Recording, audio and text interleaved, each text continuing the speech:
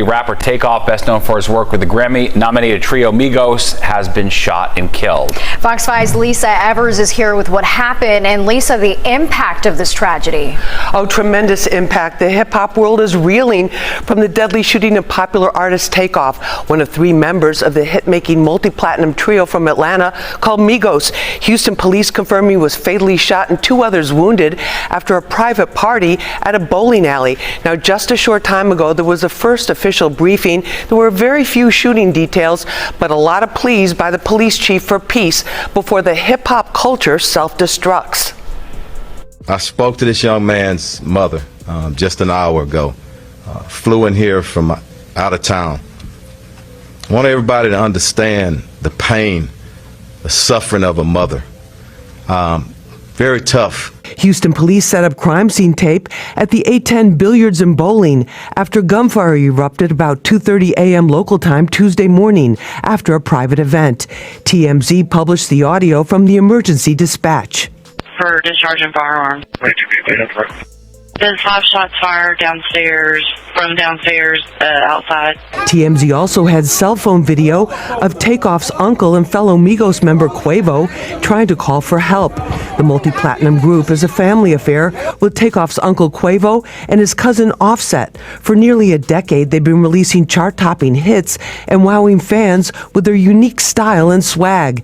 TakeOff was the youngest member. TakeOff is a star. TakeOff is a celebrity. You know, he's a person that a New Yorker knows and someone from the southern region knows, West Coast, everyone knows the Migos. TakeOff, whose real name is Kirshnik Kari Ball, had been celebrating the birthday of a friend. Police say the trouble began once it was over. After that ended, there was a large group of people who gathered at the front door area just outside of the building, and it led to an argument where the shooting took place from the disagreement. Police gave very few details about the incident, but say there were at least 40 people there, and they're asking anyone with information to step forward. For him to die in that fashion is truly tragic. And, you know, again, it really forces us to examine who we are, what we want to be, and what we need to do moving forward. So far, there have been no arrests. Police say there were at least 40 people present at the time of the shooting, and they're asking for their help with the investigation. They also would like anyone with photos or videos to contact them. The police chief says they will do everything they can to get justice for TakeOff's grieving mother. That's the latest on this. Steve and Natasha, back to you. All right, next, Lisa. Wait, before I play the video, check out this promo by your boy 35 King. He just dropped a song called Pop Out. Get in the comments and let them know what you think. Pop out with that glizzy, bitch, you know I'm packing heat. Try to tell these pussy niggas I'm a legend in the streets. Legendary in my hood, nigga, I feel like Rio. I like to chew my eggs pills and wash them down with Tito. It's your boy Music 101, the street reporter, and I'm back with another video. Let's get into it. Police say the man accused of killing TakeOff was caught on surveillance, linked to fingerprints, and prosecutors say he was trying to leave the country. And when you read the court documents, the story is way crazier than what the internet has been saying. Today, I'm breaking down the full TakeOff case timeline from the night of the shooting to the evidence investigators claim they have. And remember, Patrick Clark is charged, not convicted. He is presumed innocent unless proven guilty in court. According to investigators, a private party was happening outside a bowling alley where a high-stake dice game was going on. Witnesses say an argument started connected to the game. Police say TakeOff wasn't arguing. He was standing nearby. Let's check it out. Check it out. Listen. They know y'all, they're not gonna be disrespectful like that. But they have to be disrespectful. Tell me on the play basketball. You just saw me play basketball. Just in the gym. Play like that, bro. Don't play like that, bro. I ain't think we're gonna go back and forth, bro. I've been hurt somebody, bro. And then suddenly, shots rang out. Oh shit! No, hell no. Multiple people fired weapons. Chaos, panic, TakeOff is struck and later pronounced dead at the scene. 2 others are injured but survived. And right away, investigators say this was not a simple one-shooter situation.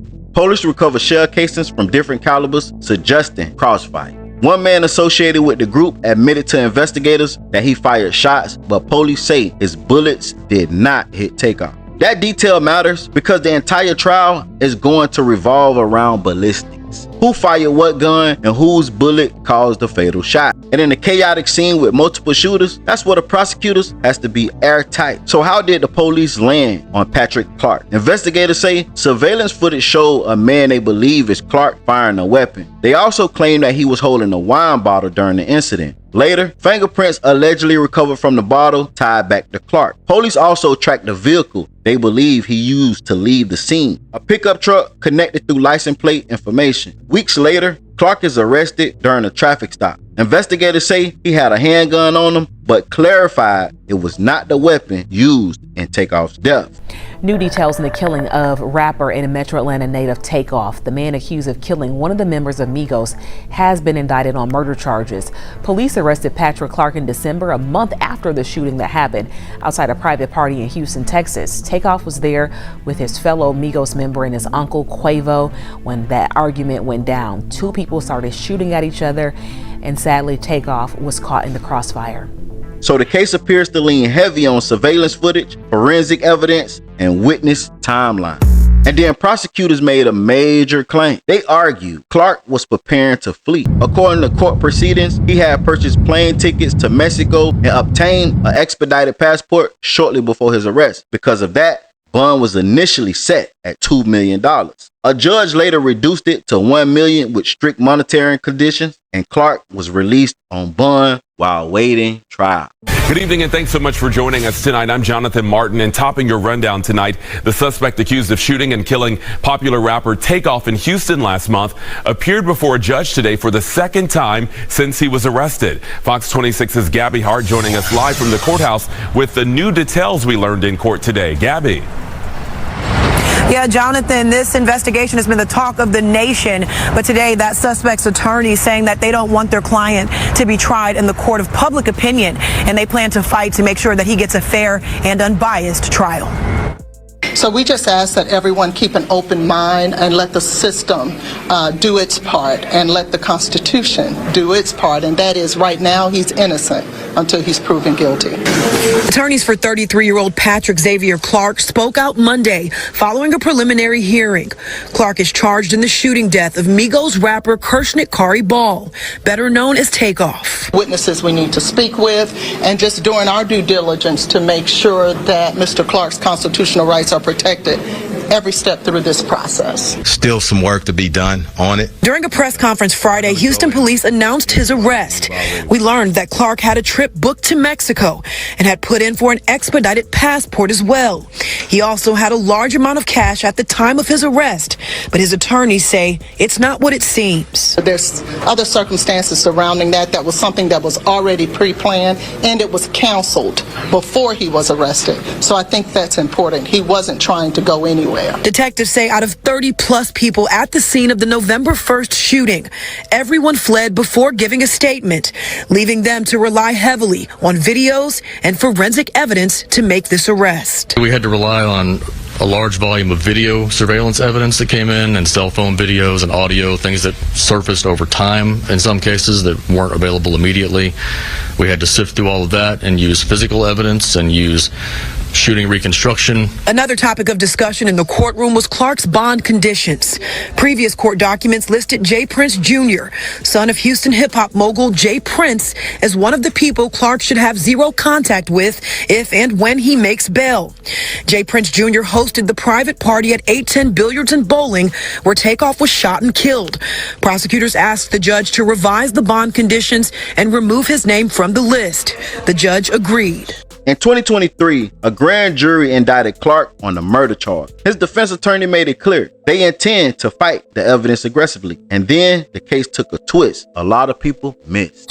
In 2024, reports reveal issues involving evidence headlining at a Houston forensic lab connected to multiple cases, including this one. A Brady notice was issued, meaning prosecutors had to inform the defense of potential concerns about evidence reliability. That doesn't automatically dismiss a case, but it gives the defense ammunition to challenge forensics credibility. And you better believe that's going to be a major courtroom battle. Forensic analyst Rochelle Austin was considered a witness in the case against Patrick Clark, a man who police believe is responsible for shooting and killing Grammy-nominated rapper TakeOff at a Houston bowling alley. State's DNA samples Austin processed had been switched in one instance.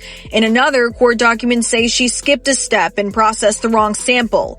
These are cases unrelated to Clark, but according to criminal defense attorney Murray Newman, the Brady notice is an indicator to the defense that there is something that may contradict their client's guilt. Now let's separate facts from internet speculation. Social media has pushed countless theories, but in court, only sworn testimony and physical evidence matter. Surveillance footage, ballistics, fingerprints, witness credibility, that's what a jury will decide on.